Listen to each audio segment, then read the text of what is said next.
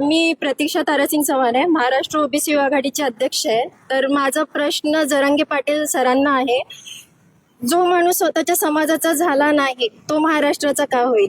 जरांगे पाटील सरांनाही माहित आहे की सगळे सोयरे कायदा जो आहे तो मुळात संविधानिक आहे नाही. आणि हे जे जाड पडताळणीचा जो विषय आहे त्यांनाही माहिती आहे की ज्यांच्याकडे त्या जातीचं प्रमाणपत्र आहे त्यांनाच भेटणार आहे. तर मग जो हे माकड चाळे चाललेले आहे, जे हे माकड खेळ चालले हे कशासाठी? ते स्वतःच्या समाजाला, मराठा समाजाला ते फसवत आहेत. आणि मराठा समाजालाही माहिती आहे की ओबीसी हे रिझर्वेशन त्यांना भेटू शकत नाही जर इम्पॅरिकल डाटाच्या पॉईंट ऑफ व्ह्यूने जर बघितलं तर.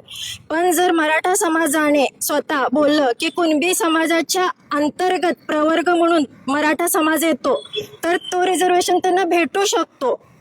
पण जरांगे पाटील सर हे न करता त्यांनाही माहिती आहे की हिस्टॉरिकल पॉईंट ऑफ व्ह्यू स्वातंत्र्यपूर्वाचे जे काही डाटे आहे, तिथं डाटा आहे, त्यानुसार मराठा समाज कुणबीत येऊ शकतो. त्यासाठी त्यांनी प्रयत्न केले पाहिजे. आणि बावनकुळे सरांना आणि चित्रा वाघ मॅडम यांच्यावर जी टिप्पणी केली आहे, तर माझं म्हणणं हे आहे की जे जरांगे पाटील सर आहेत ते जर असे अभद्र शब्द जर वापरत असतील आणि त्यासाठी FIR दाखल जर स्वतः बावनकुळे सर, चित्रा वाघ मॅम वगैरे किंवा सरकार जर करत नसतील, ते स्वतःसाठी स्टँड घेत नसतील, तर ते इतर समाजासाठी का स्टँड घेतील? आणि हे जे रिझर्वेशन देण्यात आलं आहे ते कास्ट सेन्सस झाल्यानंतर द्यायला हवं होतं प्रत्येक समाजासोबत. मग मराठा समाज हा लाडाचा झाला का? हा माझा सरकारला एक प्रश्न आहे. प्रत्येक समाजाला प्रत्येक समाजाच्या नुसार जेव्हा कास्ट सेन्सस होतं तेव्हाच त्यांना आरक्षण द्यायला पाहिजे आणि हे आरक्षणाचं राजकारण आता थांबवलं पाहिजे, एवढीच माझी विनंती आहे.